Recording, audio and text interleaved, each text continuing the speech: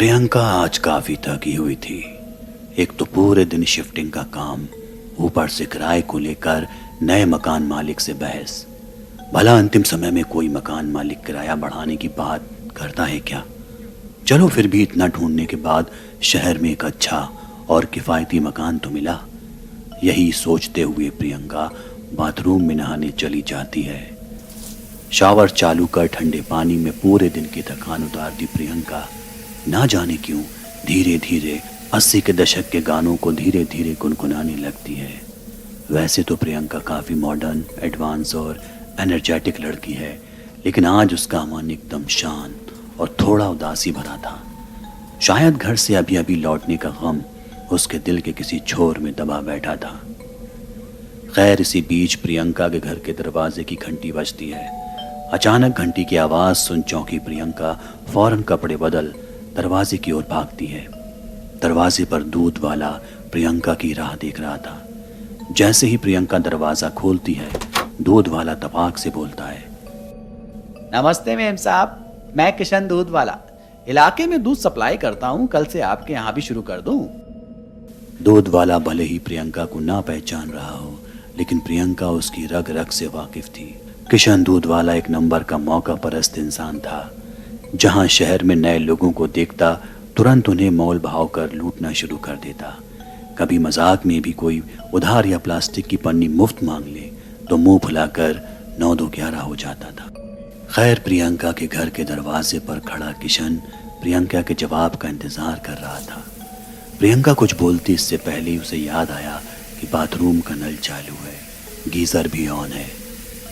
हे भगवान, एक तो वैसे भी इलाके में पानी की किल्लत, ऊपर से मेरी यह हरकत। ये सोचते हुए प्रियंका फौरन बाथरूम की तरफ रवाना होती है। इसी बीच उसके पांव से लगकर पास ही पड़ा एक कांच का मग टूट जाता है, लेकिन प्रियंका इसे नज़रअंदाज कर बाथरूम में पहुंचती है। पर यह क्या, नल और गीजर दोनों पहले से ही बंद थे। हांफती हुई प्रियंका दोबारा दरवाजे पर आती है और देखती है कि किशन दूध वाला वहां से जा चुका था। वो सोचती है कि कोई बात नहीं, वो कल उससे दूध सप्लाई की बात कर लेगी। लेकिन जैसे ही वो दरवाजे की ओर मुड़ती है तो देखती है कि पास ही लगे स्टैंड में दूध का एक पैकेट और कुछ खुले रुपए रखे हुए थे। देखकर ऐसा लग रहा था कि जैसे किसी ने दूध वाले को पहले पैसे दिए हों, फिर उससे दूध का पैकेट लिया हो और बाकी बचे खुले पैसे दूध वाले ने उसे लौटाए हों। इन सब को नज़रअंदाज कर जब प्रियंका घर के अंदर लौटती है तो देखती है कि कमरे का फ्लोर एकदम से साफ था। यहाँ तक कि टूटे हुए कांच के मग के टुकड़े भी फ्लोर से गायब थे।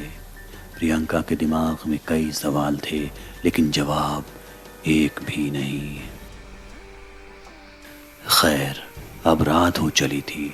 प्रियंका जहाँ रहती थी वो इलाका दिन में जितना गुलजार था, रात में उतना ही सुनसान। गहरा घना अंधेरा, झींगुर की आवाज़ें और डरावने सन्नाटे के बीच धीमे धीमे गुनगुनाती प्रियंका कमाल लग रही थी। अब सोने का वक्त था। प्रियंका बिस्तर पर लेटी पूरे दिन हुए अजीबोगरीब घटनाओं के बारे में सोच रही थी। उसे शक होने लगता है कि इस घर में सब कुछ सामान्य नहीं है। ये सब सोचते सोचते धीरे धीरे प्रियंका की आंखें भारी होने लगती हैं और थोड़ी ही देर में वो सो जाती है। सुबह होती है, तीखी धूप प्रियंका के चेहरे पर पड़ती है और उसकी नींद खुल जाती है। समय लगभग 9:45 बजे। प्रियंका अपने ऑफिस के लिए लेट हो रही थी। वो फटाफट उठती है और तैयार होकर ऑफिस के लिए रवाना हो जाती है। कैब में बैठे बैठे उसे रास्ते में अचानक याद आता है कि जल्दबाजी में उसने घर की खिड़की, पंखा, लाइट, नल सब कुछ बंद नहीं किया है। और अब उसके जहन में मकान मालिक के ताने और उसका गुस्से से फूला हुआ चेहरा मंडराने लगता है। वो समझ जाती है कि अगर मकान मालिक को उसकी इस लापरवाही का ज़रा भी अंदाज़ा लगा तो वो उसे पहली फुर्सत में घर से निकाल फेंकेगा। बावजूद इसके वो ऑफिस का अपना सफ़र जारी रखती है। प्रियंका का आज का दिन काफ़ी भारी था। सुबह की शुरुआत भाग दौड़ी से और फिर पूरे दिन क्लाइंट की मीटिंग और बॉस की डांट। प्रियंका अब घर लौटकर बस एक अच्छा बात लेना चाहती थी, लेकिन उसे डर था कि घर में पानी नहीं होगा, क्योंकि वो नल तो खुला छोड़ गई थी। प्रियंका जैसे ही घर लौटती है, वो घर के अंदर का मंजर देख हैरान रह जाती है। घर पूरी तरह से साफ था, लाइट बंद थी, नल बंद था, यहाँ तक कि खिड़कियाँ भी बंद थी, बिस्तर लगा हुआ था। प्रियंका को लगता है कि शायद मकान मालिक आया होगा जिसने ये सब बंद किया होगा। तभी पड़ोस की बालकनी में खड़ी एक महिला कहती है, घबराइए नहीं, आप जल्दबाजी में दरवाज़ा बंद करना भूल गई थी। जब मैंने दरवाज़ा खुला देखा तो सोचा कि घर में कोई होगा, लेकिन आप घर में थी नहीं। मैंने सब कुछ सही कर दिया। घर का ध्यान रखा करिए। ये कहकर महिला अंदर चली जाती है। तभी प्रियंका की फोन की घंटी बजती है। वो फोन रिसीव करती है तो उस तरफ से उसकी दोस्त हिना की आवाज आती है। हिना कहती है, क्या हुआ प्रियंका, आजकल फोन नहीं करती? नए शहर में जाकर पुराने दोस्तों से लगाव खत्म हो गया क्या? भूल गई 2 दिन बाद तेरा बर्थडे है। बता, कहाँ पार्टी दे रही है? प्रियंका बोलती है, नहीं नहीं, मैं कुछ नहीं भूली हूँ। 2 दिन बाद शाम को मेरे घर चुपचाप सब आ जाना। पार्टी की सारी तैयारियां हो चुकी हैं। प्रियंका और उसके दोस्त के बीच बातचीत के दौरान अचानक बाहर का मौसम खराब हो जाता है। तेज बिजली कड़कड़ाने के साथ बारिश होने लगती है। प्रियंका हिना को बोलती है कि चल मैं थोड़ी देर में बात करती हूँ, अभी घर के सारे खिड़की दरवाजे बंद करने दे, वरना पानी अंदर घुस आएगा। ये भूलकर वो फोन काट देती है। प्रियंका एक एक कर घर के सारे दरवाजे और खिड़की बंद कर देती है, लेकिन ऊपर छत का दरवाजा बंद नहीं हो रहा था। वो काफी कोशिश करती है, लेकिन अभी भी वो दरवाजा हिलने को तैयार न था। तभी अचानक पड़ोस की छत से वही महिला प्रियंका के पास आती है और कहती है कि दरवाजा बहुत पुराना है, ऐसे बंद नहीं होगा। ये बोलते हुए वो उसे दरवाजा बंद करके दिखाती है। प्रियंका महिला की मदद पाकर बहुत खुश होती है। वो पूछती है, आपको कैसे पता कि इसे कैसे बंद करना है? इस पर वो महिला कहती है, मैं यहाँ पड़ोस में ही लंबे समय से रह रही हूँ। इस घर के बारे में मुझे सब कुछ पता है। मैं पहले इसमें रहा करती थी। प्रियंका महिला से बात कर बहुत खुश होती है और वो उसे अपने बर्थडे पार्टी में इनवाइट करती है, जिस पर महिला भी खुशी से हामी भर देती है, लेकिन कहती है कि दिन में मुझे काफ़ी काम होता है। अगर पार्टी रात में हुई तो वो ज़रूर आएगी। प्रियंका उससे कहती है कि पार्टी रात में है क्योंकि हम भी दिन में काम करते हैं। 2 दिन बाद बर्थडे आता है।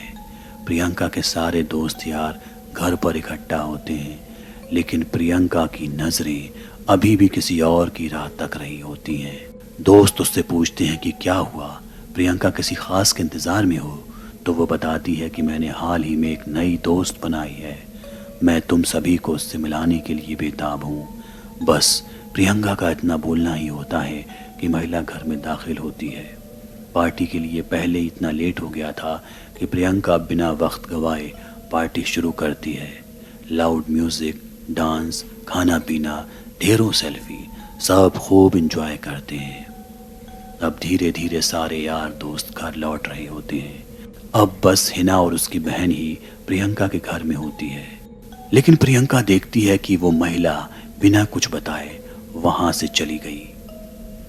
प्रियंका अपनी सहेली से पूछती है, आप लोगों ने उस महिला को देखा?